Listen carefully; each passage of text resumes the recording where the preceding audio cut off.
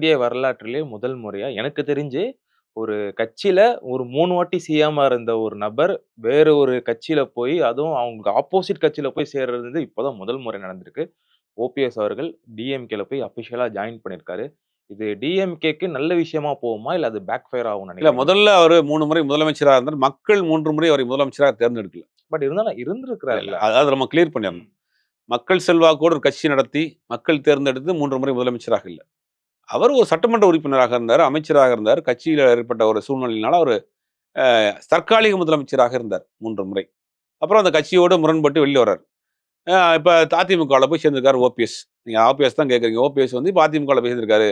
திமுக, அதிமுக வந்து எதிர் துருவத்தில் அரசியல் செய்யக்கூடிய கட்சிகள். எப்படி ஒரு கட்சியிலிருந்து இன்னொரு கட்சிக்கு போலாங்கிறது கேட்கலாம். எதிர் எதிர் துருவ அரசியல் பண்ணாலும் கூட ஒரே சித்தாந்தம் தான் 2 கட்சிக்கும். ஒரே ஐடியாலஜி தான். இப்ப அண்ணாவும், பெரியாரும் தான் 2 கட்சிக்கும் கொள்கை தலைவர். திமுகவும், அதிமுகவும் வேறு வேறு கிடையாது.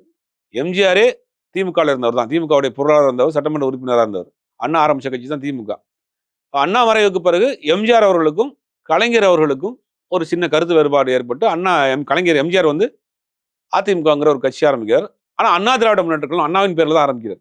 அப்ப 2 கட்சிகளுக்கும் கொள்கை ரீதியாக எந்த வேறுபாடும் கிடையாது. காலங்காலமாக 2 கட்சியிலிருந்து அந்த கட்சியில இந்த பக்கம் போறது, இந்த கட்சியில இந்த பக்கம் வருவதுங்கிறது வாடிக்கையா நடக்கக்கூடிய விஷயம் தான்.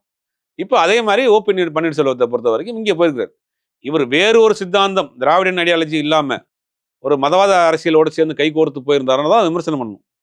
ஒரே ஐடியாலஜில வேற ஒரு கட்சிக்கு போயிருக்காரு. அதனால வந்து இது வந்து அவரை நோக்கி நம்ம விமர்சனம் வைக்க வேண்டிய அவசியம் கிடையாது. 2வது இப்ப இருக்கிற அதிமுக, அதிமுகவை அல்ல. அம்மையார் ஜெயலலிதா வச்சிருந்த அதிமுக கிடையாது. எம்ஜிஆர் ஆரம்பித்த அதிமுக கிடையாது. இப்ப எடப்பாடி கையில் இருக்கக்கூடிய அதிமுக, அது பாஜகவினுடைய ஒரு பிரிவாக இருக்கக்கூடிய ஒரு அதிமுக. இது இப்ப எடப்பாடி பழனிசாமியினுடைய கட்டுப்பாட்டில் இருக்கக்கூடிய அதிமுக. இப்படி இருக்கிறப்ப நீங்க வந்து அதுல அப்படியே பயணிக்க முடியும். அப்படி இருந்தும் கூட ஓபிஎஸ்ஸை பொறுத்த வரைக்கும் கடைசி நிமிடம் வரை நான் அந்த கூட்டணியில தான், அந்த அதிமுகவுல தான் இருப்பேன் அப்படின்னு இந்தியாவில போய் பேசுறாரு. அமித்ஷாவை பார்த்து பேசுறாரு. ஓப்பனாவே பேட்டி கொடுக்குறாரு. எடப்பாடி கூட முயற்சி பண்றாரு. கடைசி நிமிடம் வரை அதிமுகவில் அதிமுக தொண்டனாக இருக்கணுங்கிறதுக்கு முயற்சி பண்றாரு. எடப்பாடி பழனிசாமி விடலையே.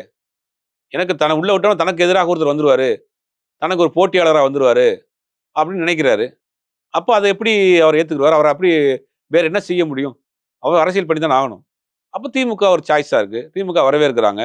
ஆல்ரெடி திமுக இருக்கக்கூடிய இன்னைக்கு அமைச்சரவையில பாதி பேர் அதிமுக இருந்து போனவங்க. அங்க போனோம்னா நமக்கு ஒரு கண்ணியமா இருக்கணும் அப்படின்னு முடிவு பண்றாரு. திமுகவுல சேர்றாரு. இதுல தான் தப்பு இருக்கு.